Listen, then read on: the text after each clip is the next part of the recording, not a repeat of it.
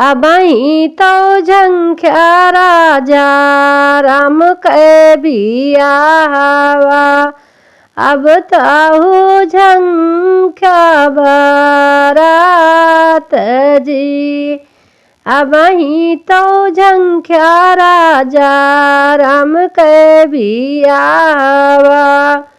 अब ताहू झंख्या बारात जी। काहे का झंखब रानी राम के बियाहवा। काहे का झंखब बारात जी।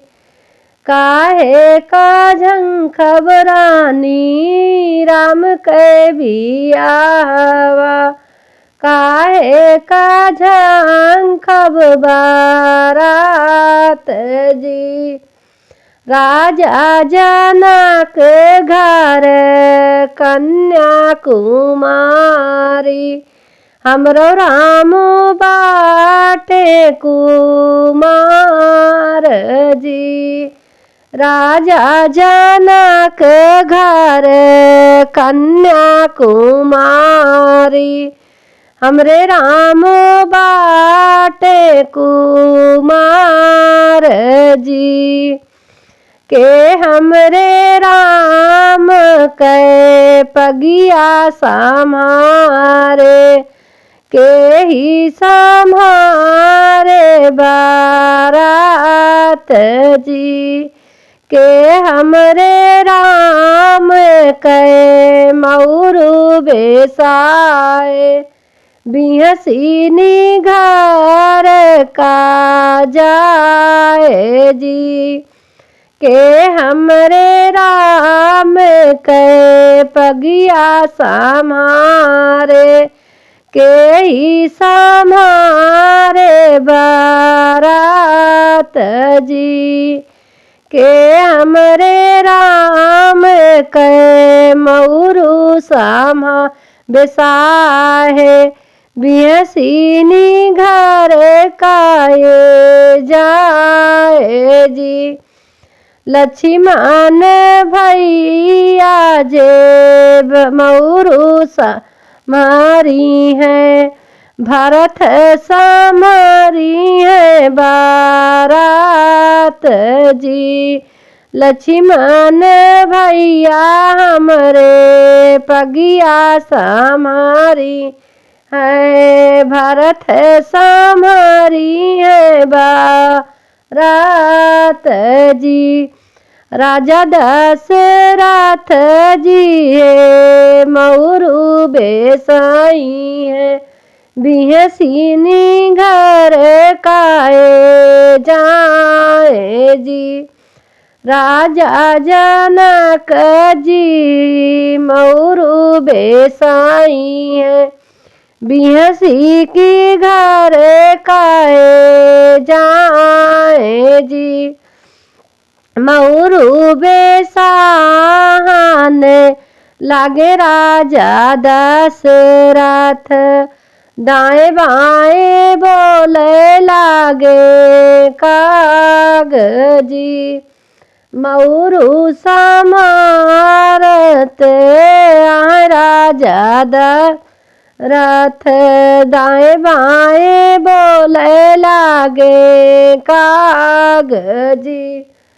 तू ही मोरे लक्ष्मण भैया से भैया। तू ही नियाया हमरा भैया जी। तू ही मोरे भैया लक्ष्मण भैया से भैया। तू ही नी मोरे भाई जी। कगवा बचानिया तू करत्या विचार भैया। काहे का बोले लागे कागजी।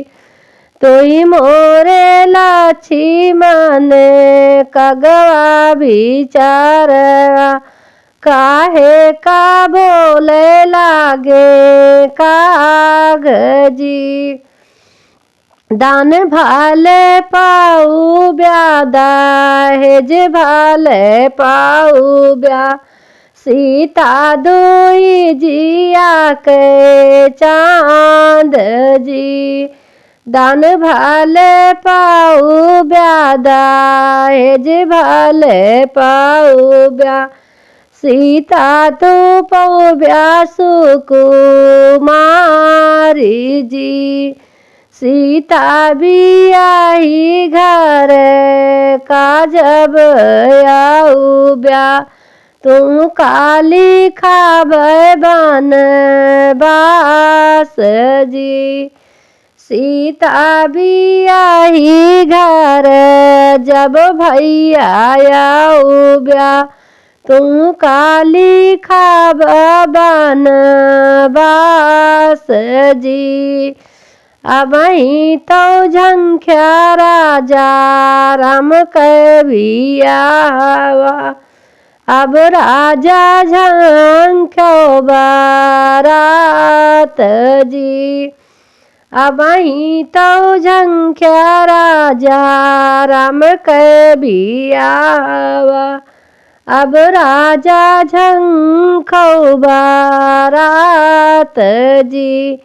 काहे का झंखब रानी राम कबिया काहे का झंखब बारात जी काहे का झंखब रानी राम कबिया काहे का झंखब बारात जी।